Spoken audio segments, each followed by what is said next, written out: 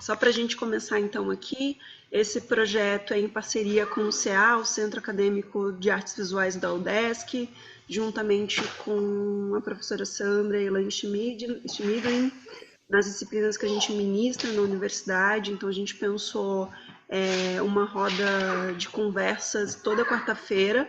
Essa hoje é às 2 horas, na partir da semana que vem será às 4h30. A professora Sandra Favre será a próxima a falar e se apresentar, depois do Sérgio, e na outra já temos confirmado também o Jamió, que é de Joinville, então faz parte das disciplinas de gravura e também as de licenciatura, pensando questões de como a gente pode trabalhar as obras desses artistas na educação, nas disciplinas que a gente ministra também. E então a ideia aqui é que seja realmente uma roda de conversas, um diálogo, o Sérgio apresenta e depois a gente vai trazendo questões para ele. Então, Sérgio Adriano H. é artista visual, performer, pesquisador, vive e produz em Joinville, entre Joinville e São Paulo, formado em artes visuais, mestre em filosofia, expressa através das imagens eloquentes sua indignação contra as estratégias de poder baseadas na repetição de verdades fabricadas. Assim, através de instalações que carregam ironia, sarcasmo, humor, o artista desvenda o real sentido das expressões populares, ilustrações de livros famosos e até mesmo a definição do termo negro, que ainda hoje em nossos dicionários de língua portuguesa criam associações que descamam para o racismo.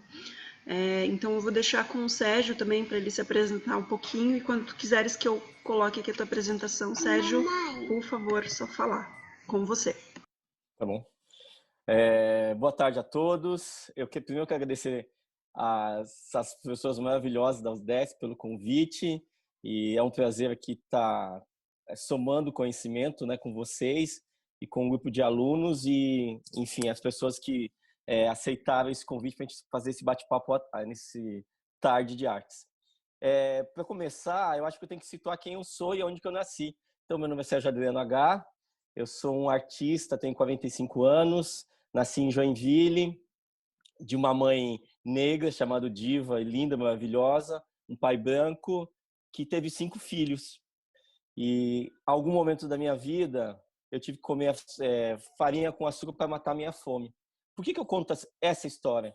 E principalmente Joinville? Porque Joinville foi colonizado por alemães, suíços, italianos, e eu era alguém perdido nessa cor em Joinville, nessa cor linda, por sinal, perdido em Joinville.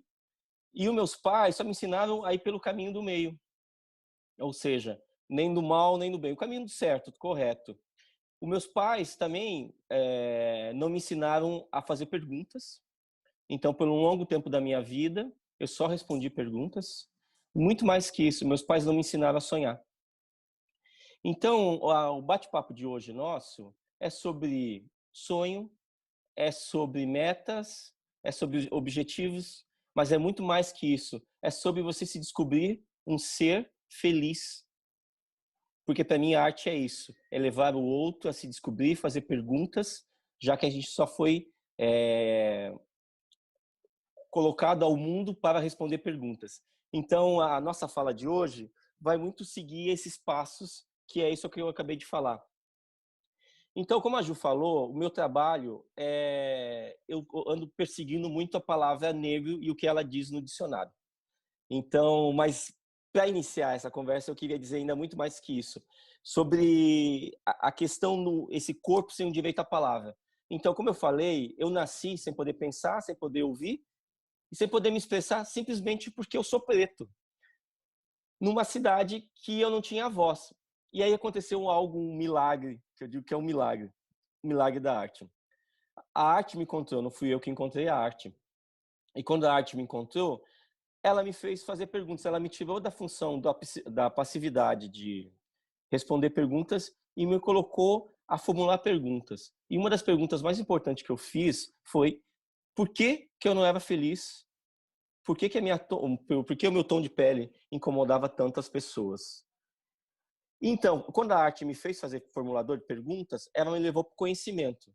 O conhecimento me levou para a verdade.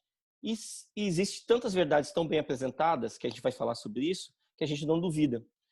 Nessas verdades e as verdades tão bem apresentadas, eu fui para a felicidade. E aí, nesse momento, agora eu estou na felicidade. Então, Ju, vamos colocar o slide, começar a apresentação?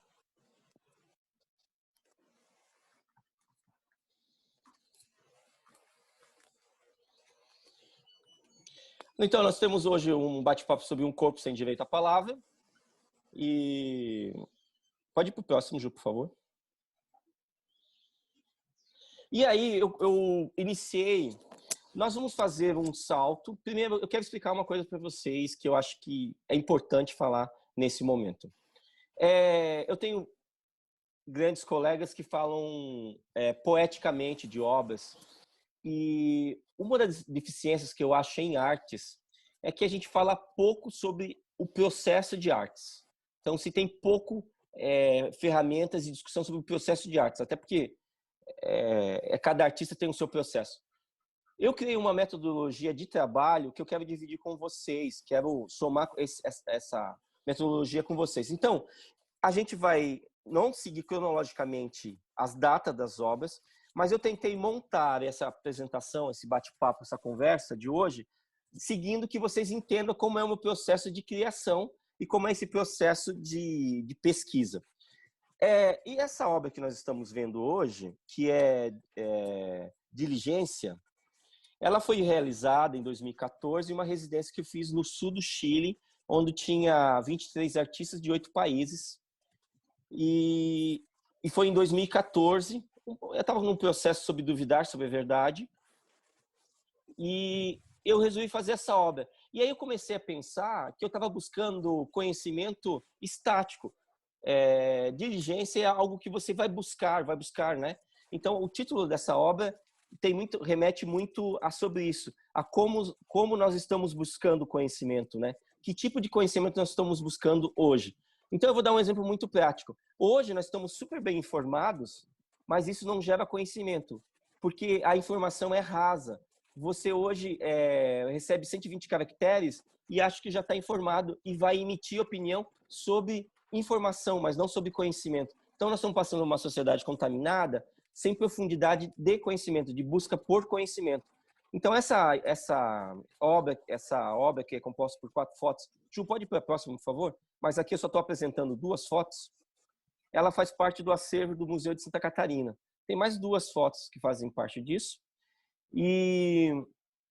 Mas ela vai por esse caminho que eu estou querendo conduzir essa reunião sobre esse corpo sem direito à palavra.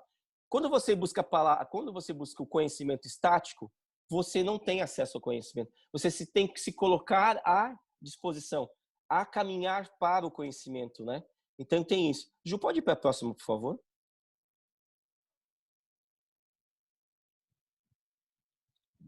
E agora eu queria fazer eu falei para vocês que a gente vai fazer saltos e vai voltar.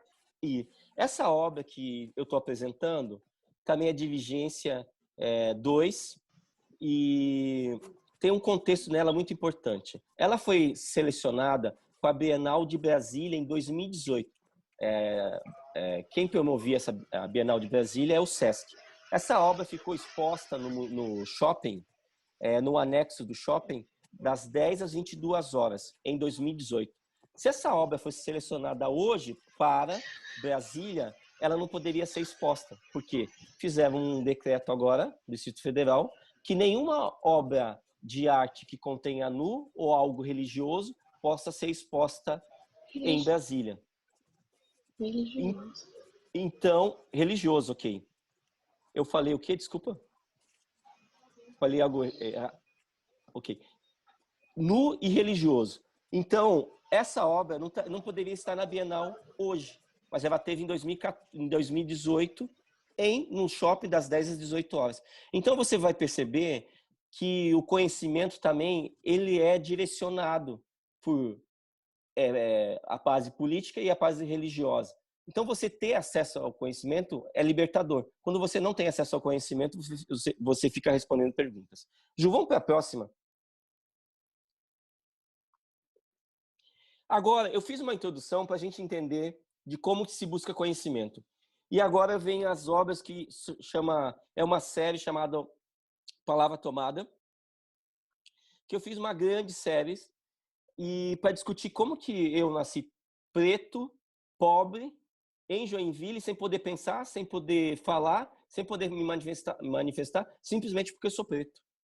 Então eu fiz essa série que se chama Palavra Tomada. Essa obra tem um livro na minha cabeça, é um livro Direito das Obrigações, e tem esse bambu em volta do meu rosto que segura o livro, e vai discutir um pouco sobre essa questão de que o conhecimento, como eu falei para vocês, o livro está lacrado, e quando você não tem o vocabulário ou o mecanismo de acessar esse conhecimento, você continua respondendo perguntas. Então, a partir desse livro, eu comecei a discutir sobre Palavras Tomadas, que é uma série. Ju, pode ir para a próxima, por favor? Essa obra é muito importante nesse contexto sobre como nascer negro no Brasil.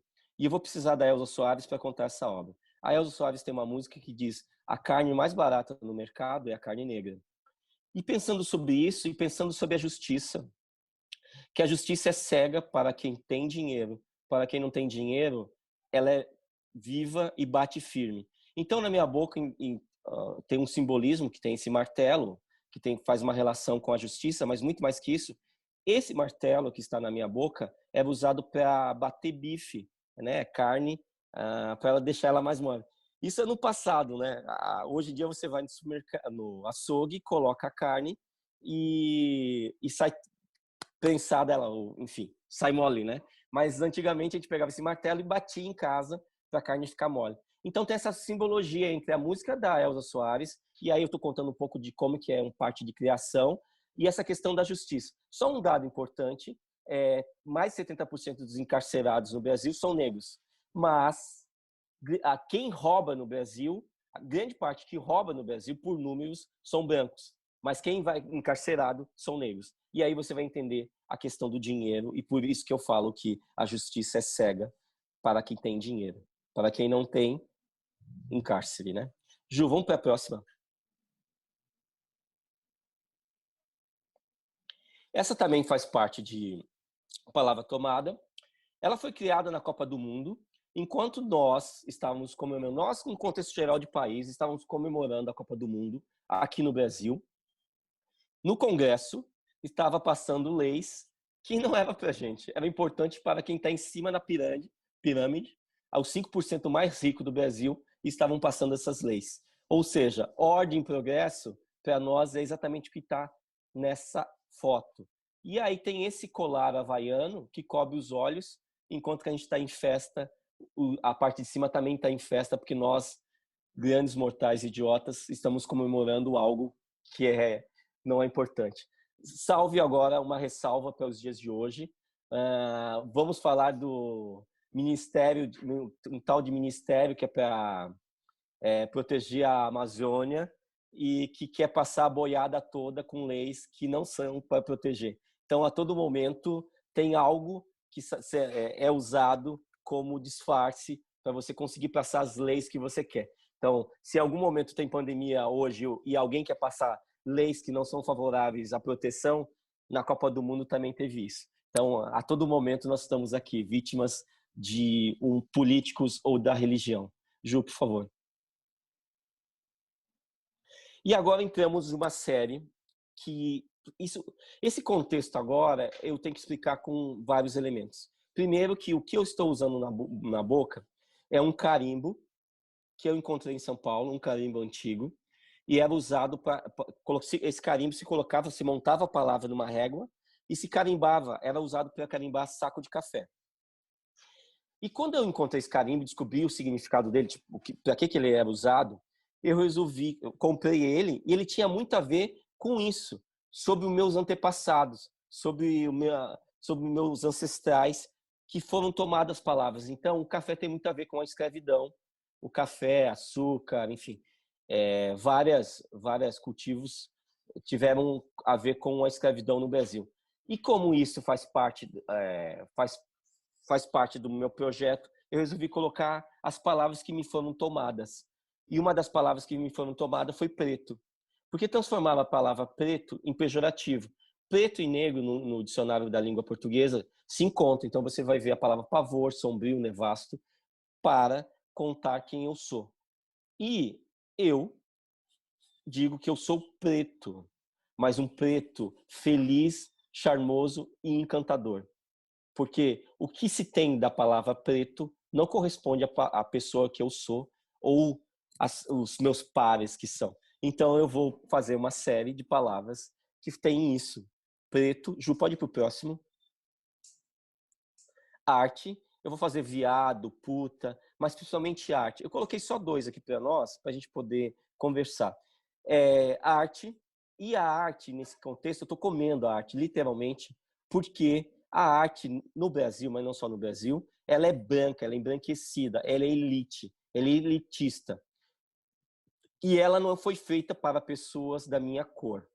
Okay? Digo isso porque o meu irmão, eu estou em arte desde 2001. O ano que vem eu faço 20 anos de artes. O meu irmão foi no museu em 2013 me ajudar a montar uma obra. Ele levou 12 anos para ir no museu e tendo um irmão artista. Daí eu comecei a me perguntar por que o meu irmão levou tanto tempo para ir no museu. E a resposta, sabe qual que é? Meus pais não ensinaram a gente ir no museu, não nos ensinaram a ir no museu. Então eu comecei a pensar que tinha muitas pessoas igual o meu irmão que não foram ensinadas a ir no museu, e eu comecei a fazer projetos de rua. Eu estou no meu sexto projeto de rua, e fui um das fotos que exposta, essa aqui que está escrito arte, para discutir arte com as pessoas e como a arte é importante para as pessoas no seu dia a dia, no seu cotidiano. E falar arte para a senhora que faz varrer a rua, o guarda, enfim, falar arte do modo não raso, mas do modo que eles entendam. E por que eles precisam consumir arte? Por que um jovem de 19 anos que mora na favela tem que consumir arte? Porque eu explico para ele que quando ele está num grupo de estudo, defendendo uma vaga de trabalho, numa roda de conversa, se ele tiver contato com arte, ele vai conseguir ouvir os outros pares e responder as perguntas. Enquanto que alguém que não teve contato com a arte só vai escutar e não vai conseguir responder. Porque a arte te tira do escutar para ouvir, do ver para o olhar. E o meu processo artístico é esse. É pegar, induzir espectadores da passividade, tirar as pessoas da passividade e colocá-las em ação. Então, para mim, o meu processo, eu estou dizendo Sérgio Adriano H., o meu processo de arte é fazer com que o outro vá ver uma obra minha e ele não fique na passividade. Para mim, a arte ela tem que ser arte, mas para mim ela também tem que ser uma função social. Ela precisa estar em função social para a sociedade e colocar essa sociedade para pensar. É impossível que em 2020 alguém faça uma lei que não possa ter um nu em uma exposição ou queira colocar em uma exposição começo de idade de 18 anos, né? Então, nós somos uma sociedade que é essa. Então, a gente precisa levar a sociedade a pensar. E eu estou falando com alunos, graduados, enfim, artistas, eu pergunto, o que você está fazendo com o seu conhecimento? O que você está contribuindo com a sociedade? Com seus pares, né? Com seus outros artistas pares, enfim. O que você faz com o seu conhecimento? Seu conhecimento é para falar com pares? É para escrever um texto para os artistas e o curador achar maravilhoso, mas quando alguém da sociedade ou da comunidade vai ler o seu texto, ela não entende nada, o que você está fazendo? Você faz acesso para que a arte seja de acesso à comunidade? Então, essa comer a palavra de artes aqui remete a muito isso, né? Eu tenho outros trabalhos que daí eu vou trabalhar. Isso é uma performance que eu fiz em casa, me autofotografo. Todas as fotos que vocês vão ver hoje de performance eu me autofotografo. Mas eu vou trabalhar essa questão dessa palavra em outro contexto, vou trabalhar com vídeo. Nesse momento eu não vou apresentar, mas se vocês olharem a exposição que a Juliana Crispi é curadora e está na página da Choque Cultural, vocês vão ver mais trabalhos sobre essa palavra, sobre o carimbo, como eu trabalho o carimbo, com esse processo aprofundado, né? Ju, vamos para o próximo. Agora a gente precisa... Eu estou falando com vocês sobre como a palavra me afeta, como a palavra me afetou a todo o tempo. Então, a palavra me afetou no contexto de que eu nasci sem voz. Depois disso, eu fui discutir de como que eu estava estagnado para ir buscar conhecimento, que eu estava em cima daquela cela. Depois disso, eu descobri que eu fiz uma série de fotos que são palavra tomada. Depois eu descobri esse carimbo e coloquei o carimbo na minha boca, e depois eu carimbei minha pele com a palavra preto. E aí esse carimbo, que tem esse contexto todo que me faz explodir mentalmente no processo, ele vai seguir e vai aparecer agora onde? Nas roupas de criança. Porque eu vou pensar a partir, olha como que é a questão de processo. A partir de um elemento, ele vai me dar starts para fazer outras obras. Então, e eu produzi a performance na boca, eu fiz vídeo com esse carimbo na boca, e agora eu estou na roupa de criança. Por quê? Porque eu digo que eu nasci sem poder pensar, sem poder falar, porque eu sou preto. Muito mais que isso, eu nasci carimbado. E eu coloquei essa roupa escrito macaco, porque na escola que eu estudava me chamavam de macaco, preto, carvão, encardido, Nescau, tudo pejorativo. E depois, num lado, tem um ditado popular. Não sou das tuas negras, segunda é dia de branco, né? Preto de alma branca. Então eu vou colocar em várias... Ju, pode ir para a próxima. Eu vou colocar em várias roupinhas de criança ditados populares e frases racistas. Em algum momento ela está apresentada nesse equipamento, em algum depende qual é a instituição. Se ela é pequena, eu apresento nesse equipamento.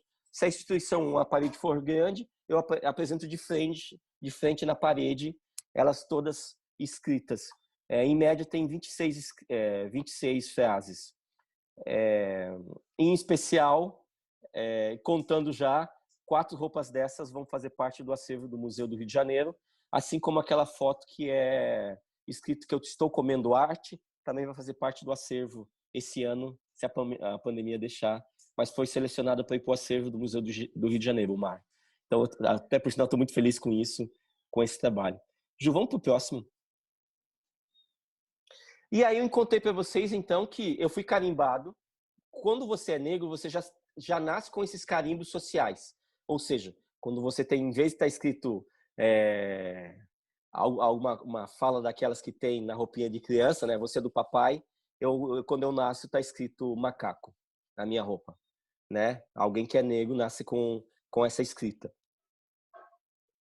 E agora, para vocês entenderem o processo, como esse processo meu de trabalho. Eu estou contando vários processos e ainda usando o carimbo passou pela roupa, mas nesse caso não é o carimbo que eu encontrei, mas como esse carimbo vai me afetar a produzir aquelas roupas. Agora eu vou para o livro de história da arte, e como eu não estou nesse livro de história da arte, eu estou dizendo eu no contexto de ser negro, né? Então, os negros artistas não estão nesse livro de história da arte. E volta só na outra ali, que é um livro, aquele livro de história da arte. Eu vou cortar esse livro aqui, e vou carimbar com carimbo de café, do café. Aqui, ó, tá escrito negro e tá carimbado preto. Ju, pode ir pro próximo. Esse é um livro. Depois, no próximo, eu vou cortar o livro de História da Arte do Brasil com a palavra negro. Eu vou perfurar esse livro com a palavra negro.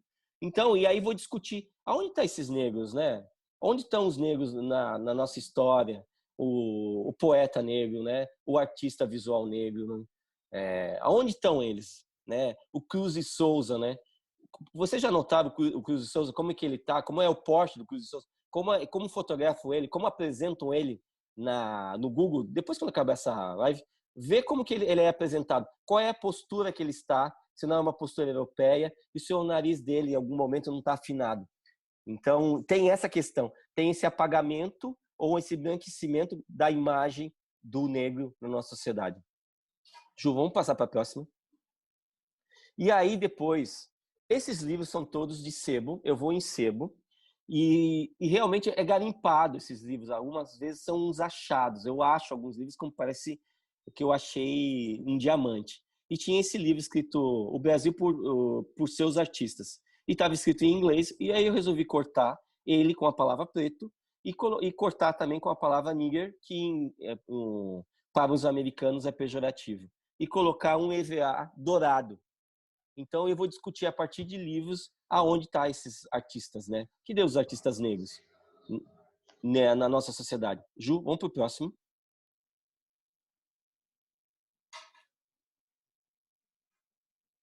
Ju, podemos ir pro próximo?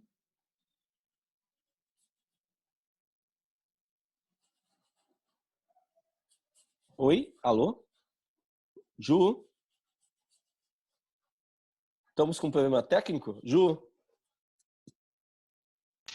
Sim, estou tentando passar, deu uma travada aqui, só um pouquinho. Ah, tá. Então, deixa eu já ir adiantando o que, deixa eu ver, vamos lá. Foi. Ok, foi?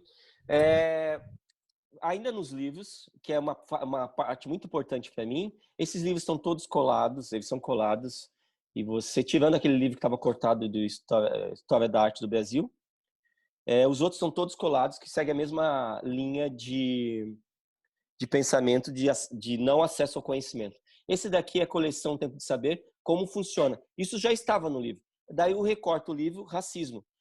E tem uma projeção, que eu gosto muito dessa questão de projetar, tem uma projeção que projeta dentro do livro e sai a palavra racismo. Então projeta para dentro do livro e sai um pouco esse racismo. E eu te pergunto, como que funciona o racismo no Brasil ou no mundo? E aí eu vou te responder já que é um racismo velado. É um racismo tão bem estruturado que muitas vezes você não nota. Você usa denegrir e não nota que é pejorativo. Você usa mulato, que vem de mula, e você não nota que é pejorativo. Então, que você não quer ofender aquele moreninho, né? Então, você não quer entender como que é a branquitude no país. Eu digo, né, tem um livro, né, não basta não ser racista, é preciso ser antirracista, né? Então, e aí a pergunta que eu faço é, o que você tá sendo, qual é a sua parte? Você está dizendo, eu não sou racista, mas você está combatendo o racismo, né? Você combate ele? Essa é uma pergunta importante. Pode ir, Ju, pro próximo?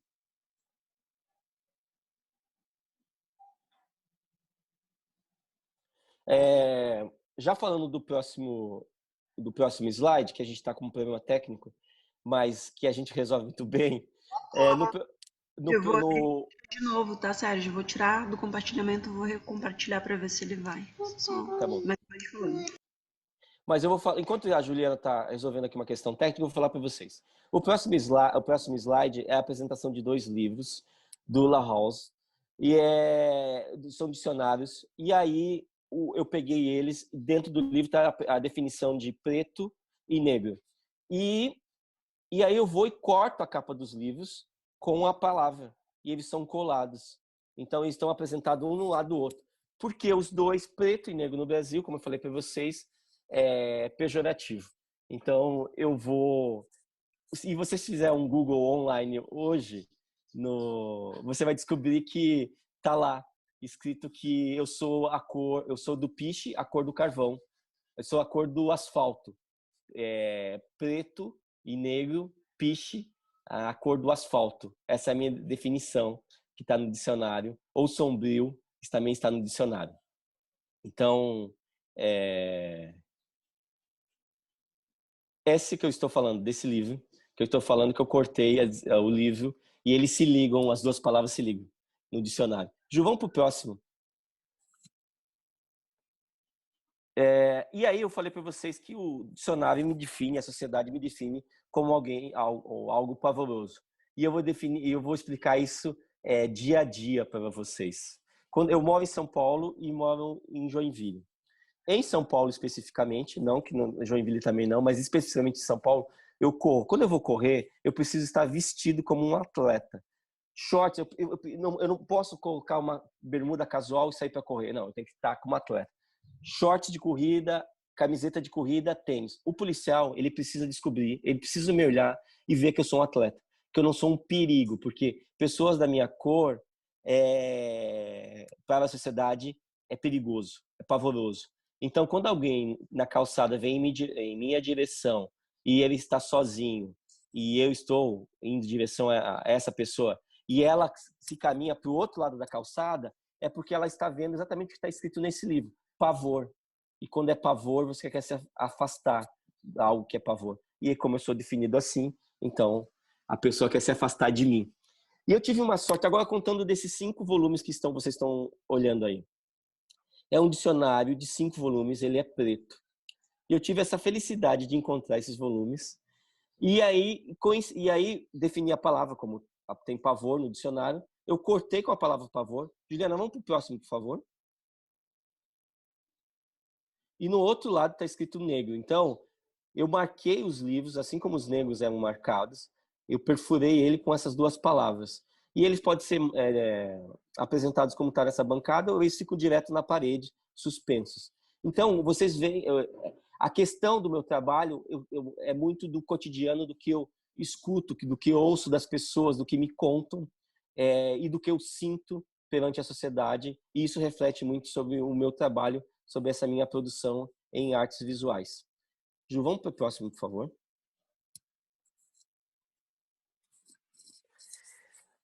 Aqui agora eu tenho que falar um pouco sobre a questão da pandemia e para vocês entenderem o que aconteceu no Brasil.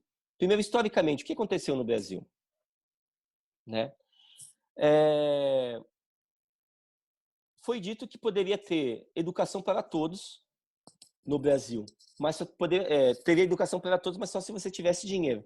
E os negros não tinham dinheiro, então o que aconteceu? Não tiveram acesso à educação.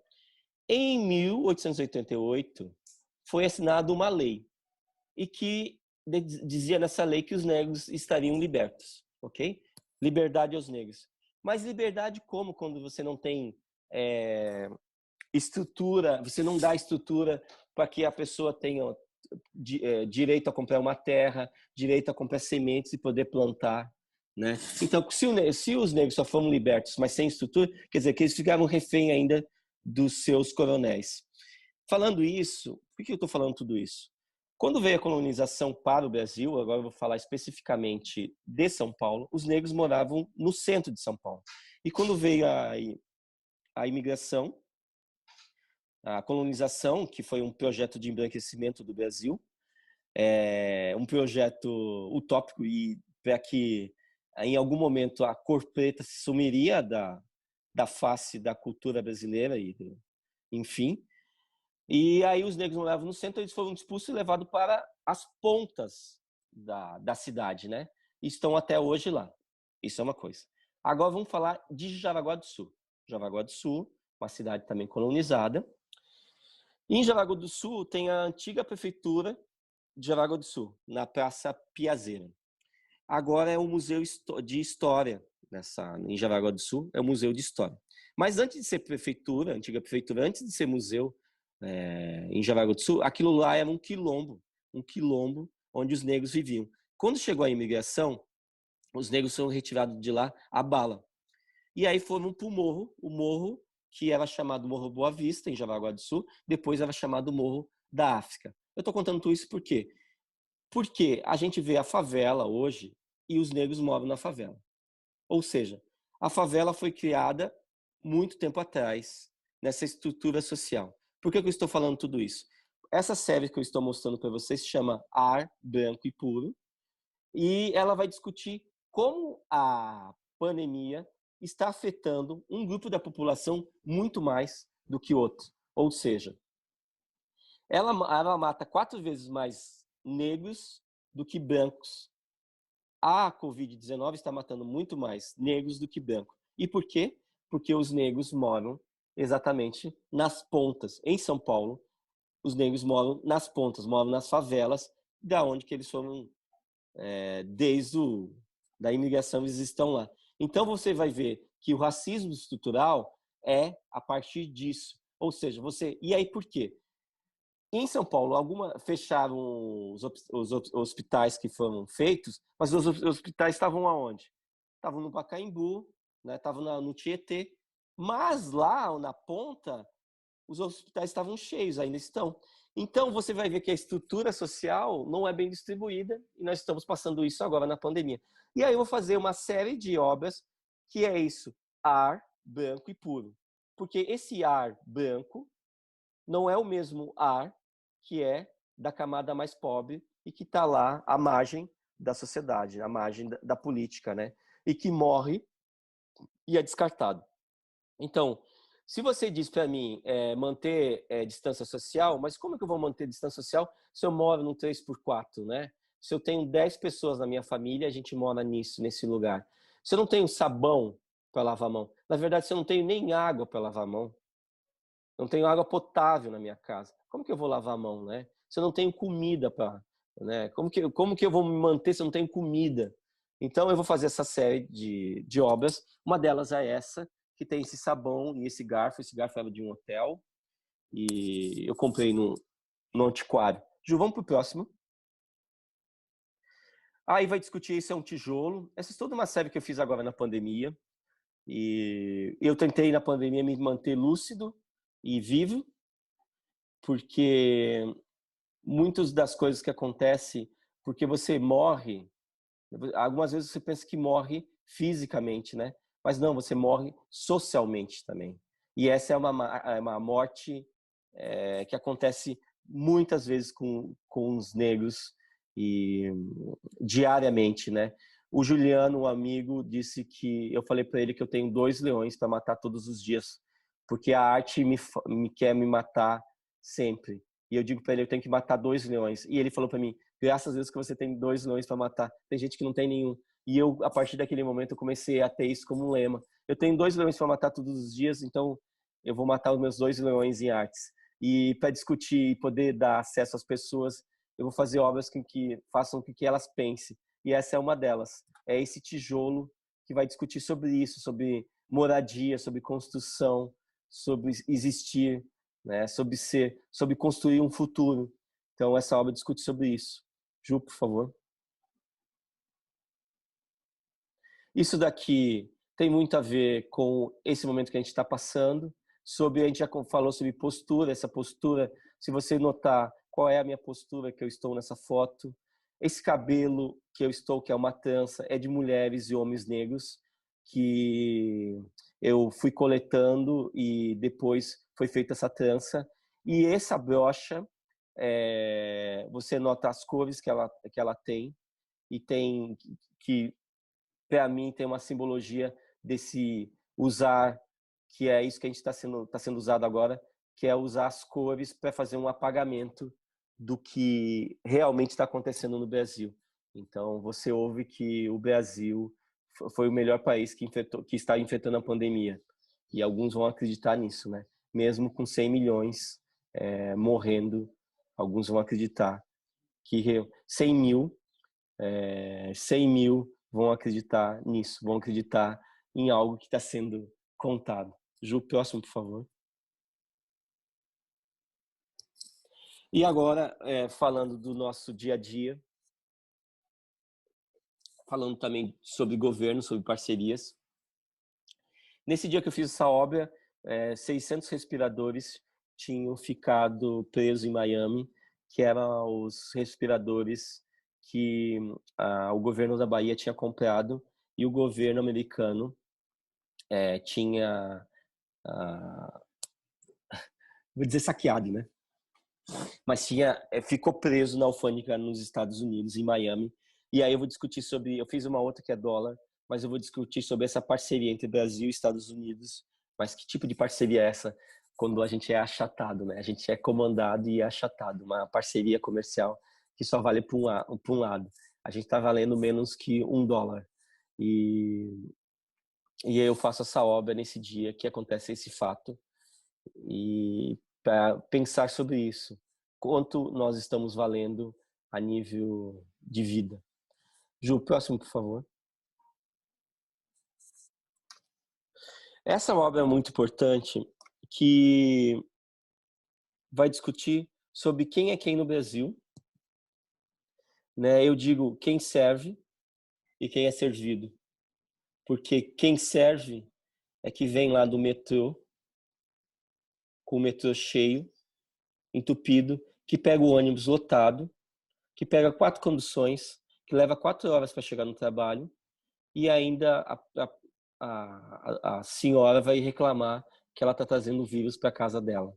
Então, quem serve é que vai morrer e quem está sendo servido está reclamando no contexto geral. E isso é uma pergunta muito importante nesse momento. Quem é quem no Brasil? eu te pergunto, quem é você no Brasil nesse momento agora? Ju, vamos pro próximo, por favor. A gente já está indo encaminhando. Essa fala tá super rápida minha, né? É uma fala, eu acho que eu corri com as minhas falas, mas depois a gente abre para mais algumas considerações.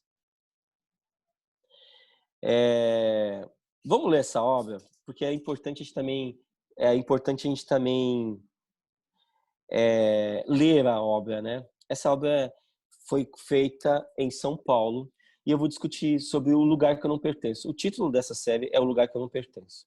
Ela foi feita na praça da Biblioteca Mário de Andrade, em São Paulo, em um dia de semana, meio-dia e meio. E essa pesquisa, ela faz... Eu vou buscar pedestais onde a escultura foi roubada ou sumiu. E aí, nisso, eu vou nesse lugar, me coloco e me autofotografo.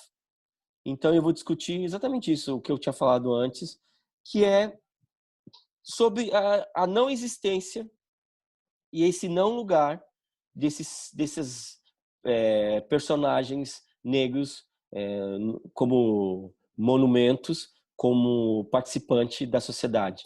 Então, eu faço o apagamento também, não dando os créditos a grandes personagens negros da nossa história, não aparecendo em bustos, não aparecendo em esculturas, e você vê isso. E essa foto em específico, daí agora vamos falar sobre construção de uma narrativa e como você potencializa uma foto performance, porque isso aqui é uma foto performance, ela foi pensada para uma fotografia. Eu levei 2 meses para fazer essa foto e aí a máquina está na minha frente, eu tenho um controle remoto na minha mão. Eu tinha estudado qual é o melhor momento de luz nesse dia e era depois do meio-dia e meio. Eu precisava que a luz estivesse em cima de mim, que batesse sobre o meu ombro, atrás de mim. Por quê? Porque o corpo negro, ele tem um feitiço, ele tem essa coisa social de esse cara viril, que tem algo gigantesco. Então, e eu queria nessa foto, essa foto tem 2 por 1,50, e eu queria nessa foto, quando a pessoa pudesse olhar a foto e ela quisesse aprofundar o olhar sobre essa questão da sensualidade, ela parasse exatamente aí. Porque eu estou nu na foto, mas da mesma forma eu estou coberto pela sombra. Então tem esse adendo e eu queria o sol também me transforma em bronze. Pode ser que aqui não dê para notar, mas eu tenho um bronze sobre mim e me transforma como uma escultura. E era esse o desejo meu nessa escultura. Essa obra também vai para o mar esse ano. Estou super feliz que são 9 obras minhas que vão para o acervo do Museu do Rio de Janeiro. Essa é uma delas. E discute sobre isso. Então, essa obra em específico discute o lugar que eu não pertenço. Na sociedade, eu não pertenço nesse lugar. Ju, vamos para a próxima obra? E agora a gente chega quase no... Nós estamos aqui no final dessa apresentação, depois a gente vai abrir para nossas conversas, que eu falei sobre 1888 e dia 13 de maio de 1888 foi assinada a lei. Em São Paulo tem essa rua chamada 13 de maio. Então eu vou nessa rua e vou fazer uma performance que se chama O Lugar que eu Pertenço. O que é o lugar que eu pertenço? É exatamente isso que você está vendo nessa cena. A máquina está na minha frente e eu estou dentro da lixeira e vai discutir sobre esse corpo negro que é descartado em nossa sociedade. E aí você fala, como descartado? Bom, a população que mais morre no Brasil tem idade. É entre os 16 e os 29 anos. 70% dos jovens que morrem no Brasil são negros. Melhor que isso ainda, eu vou dar um outro número para vocês. O Rio de Janeiro passou por uma intervenção militar e o Exército ficou, em 2018, o Exército ficou no Rio 10 meses. 10 meses o Exército ficou no Rio de Janeiro. Nesses 10 meses que o Exército ficou no Rio de Janeiro, no final que eles foram embora, eles mataram 1.444 pessoas. Vou repetir. O Exército, em 10 meses, matou 1.444 pessoas. Dados do Globo, jornal Globo. E aí você vai fazer um levantamento, adivinha, a grande parte das pessoas mortas são pretos, jovens, favelados. São negros, pobres, favelados, que moram na comunidade. E aí você vai entender que quando você se transforma em número nessa nossa sociedade, você é só um número. Você não tem direito a ser velado. Você não tem direito a esse sepultamento social, sabe? Que você vira um número que passa na televisão por 30 segundos e você transformou num número. Você não tem mais nome. Essa é a questão toda, quando você se transforma. E aí eu vou discutir exatamente nesse lugar. Esse lugar que é o lugar que eu pertenço. Que o lugar da corpo negro pertence. Que é isso, que é esse lugar de descarte. Então é isso. Ju, vamos para o próximo slide, por favor.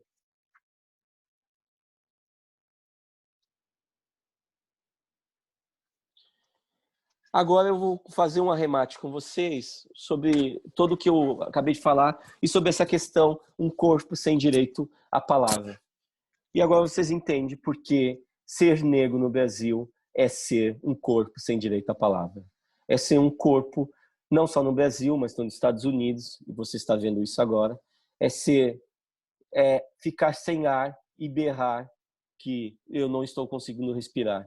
Eu não consigo respirar todos os dias, muitas vezes, mas é preciso respirar. É preciso vir em um dia 26/8/2020 falar com as pessoas e dizer: eu estou precisando de ajuda para respirar.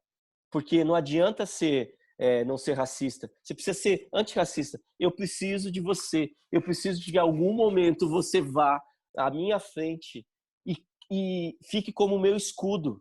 Fique na minha frente para eu poder conseguir voltar a respirar e voltar a tomar energia, retomar as minhas forças para voltar a lutar. Essa é a questão. O quanto você está me fazendo respirar. Ou o quanto você está me fazendo a ter ainda um corpo sem direito à palavra. O que você está fazendo? Essa é a questão nossa. Essa é a questão social. Se você também não está ajudando a achatar, a colocar o pé em cima da garganta e não deixando respirar a outra pessoa. O que você vai fazer com toda essa informação que nós estamos hoje aqui debatendo? Sobre muito mais do que a questão do racismo, muito mais do que a questão de eu e você, a questão do nós quanto sociedade, nós quanto contribuição para uma sociedade melhor. Porque não adianta você evoluir enquanto que eu não vou evoluir. Não adianta eu, Sérgio Adriano, evoluir como artista e a minha sociedade não evoluir. E aí você me vai perguntar, mas sim, por que você acorda todos os dias, Sérgio Adriano? Eu acordo todos os dias porque a questão toda é que um garoto negro nascido em Joinville, um garoto pobre nascido em Joinville, um garoto pobre, branco, negro, nascido em qualquer lugar do Brasil, nascido onde que eu estou agora, aqui em São Miguel do Gostoso, Rio Grande do Norte, abre um livro de história da arte e descubra que um garoto negro que comeu farinha com açúcar em Joinville, uma cidade alemã, que era chamado de negro, macaco encardido, Nescau, ele resolveu sonhar que era artista e se transformou em artista. E ele está num livro de história da arte agora. E esse garoto vai olhar o livro de história da arte, vai ver Rosana Paulino no livro de história da arte, vai ver Renata Felino no livro de história da arte, vai ver N artistas negros, e me incluindo também nesse livro, e vai descobrir que ele também pode ser um artista. Ele pode ser o que ele quiser, na verdade, porque ele pode sonhar. Então, agora, finalizando esse nosso papo e sobre o debate, e finalizando com esse último slide, conhecimento ele é libertador na nossa sociedade. Por que o conhecimento é tão restrito? Porque o conhecimento é libertador. Porque quando você tem acesso ao conhecimento, ninguém te segura. Porque quando você tem acesso a ele, você se torna um homem pensante. Quando você se torna um homem pensante, uma mulher pensante, você é direcionado ao conhecimento. O conhecimento te leva à verdade. A verdade te leva à felicidade. E quando você se torna feliz, você sonha. Você sonha com uma vida melhor, você sonha com uma sociedade melhor, você sonha com um país melhor, com um mundo melhor. Então, é nesse contexto que é essa fala de hoje, é nesse contexto de que é um corpo sem direito à palavra, é uma mulher sem direito a uma palavra, é um viado sem direito a uma palavra, é uma sociedade sem direito a uma palavra, quando você não tem acesso, quando você é achatado.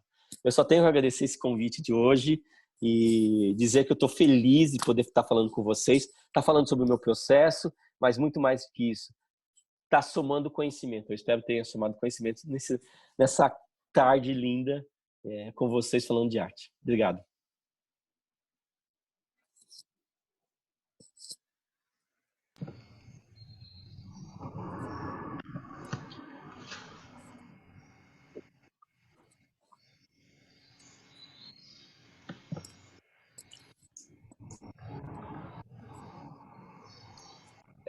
Eu queria só fazer uma pontuação. Ju, pode estar aberto aí e a gente vai batendo um papo aqui, tá? Eu só vou falar uma coisa.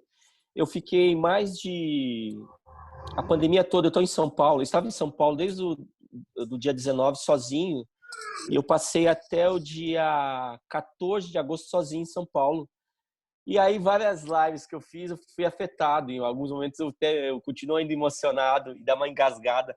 Mas hoje eu consegui falar todas as coisas que eu acho que eu precisava falar.